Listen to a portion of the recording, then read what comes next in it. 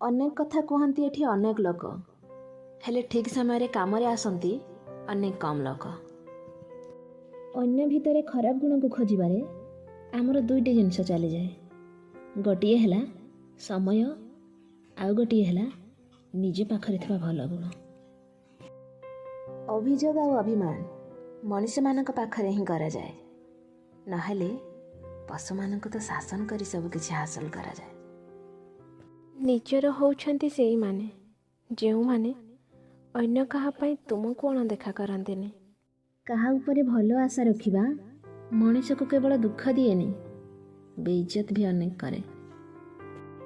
କାହା ପ୍ରତି ଈର୍ଷା କରି ମଣିଷ ତାର କିଛି ବି କ୍ଷତି କରିପାରେ ନା, ବରଂ ନିଜର ନିଦକୁ ହଜାଏ, ନିଜର ସୁଖ ଓ ଶାନ୍ତିକୁ ହଜାଏ।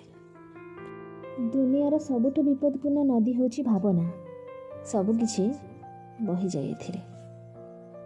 ନିଜ ଆଖିର ଲୁହ କଣ୍ଟା ଭଳି ଫଡ଼ି ହେଇଯାଏ, ଅନ୍ୟ ଆଖିର ଲୁହ ନାଟକ ଭଳି ଲାଗିଥାଏ।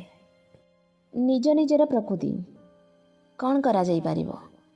କିଏ ଆଗକୁ ଯିବା ପାଇଁ ରାସ୍ତା ଦେଖାଏ, କିଏ ରଖିବା ପାଇଁ ରାସ୍ତାରେ କଣ୍ଟା ବିଛାଏ। ନିର୍ଦ୍ଦୋଷ ମୁଣ୍ଡ ଉପରେ ଅଭିଯୋଗ ସ୍ୱର୍ଗର ବୋଝଠାରୁ ବି ଅଧିକ ଭାରି ହେଇଥାଏ। ବହୁତ କମ୍ ଲୋକ ତୁମର ପ୍ରଶଂସା ଶୁଣିବାକୁ ଭଲ ପାଆନ୍ତି, ହେଲେ ଅନେକ ଲୋକ ତୁମର ନିନ୍ଦା ହେବାରେ ଖୁସି ହୁଅନ୍ତି।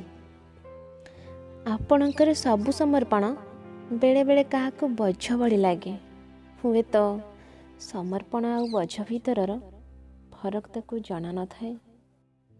କାହାର ଭଲ ଯଦି ନ କରିପାରିବ ତେବେ ଖରାପ ବି କରନି, କାହିଁକି ନା ଏ ଦୁନିଆ କମଜୋର ହେଇପାରେ, ଏ ଦୁନିଆକୁ ତିଆରି କରିବା ବାଲା ନୁହେଁ।